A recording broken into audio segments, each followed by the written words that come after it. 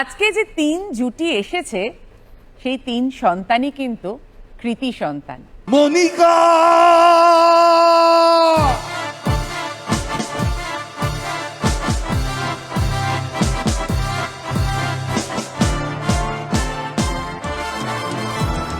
গান ছোটবেলা থেকেই শিখেছিলাম, তো সেই শেখাটা সম্ভব হয়েছিল মা একজন গানের মাস্টারমশাই ঠিক করেছিলেন।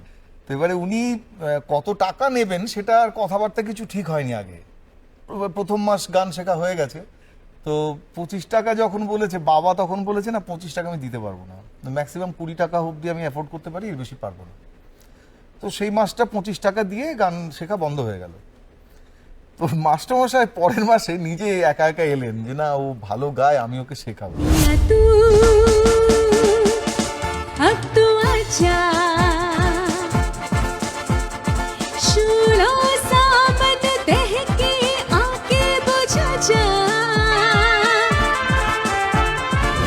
শান্ত ছিলে ছোটবেলায়, বসে বসে পড়াশোনা করতে নাকি পাঁচিল টপকে টপকে পড়াশোনা করতে?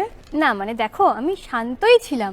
বাড়িতে যদি অত জায়গা থাকে, অত অপশন থাকে, তাহলে সেগুলো এক্সপ্লোর করা উচিত না? মানে বাবা একটা বাড়ি বানিয়েছে, সেখানে পাঁচিল আছে, সেখানে ছাদ আছে, ছাদের পাশে গাছ আছে, এই এতগুলো জিনিস যখন আছে সেগুলো তো আমাকে এক্সপ্লোর করতে হবে।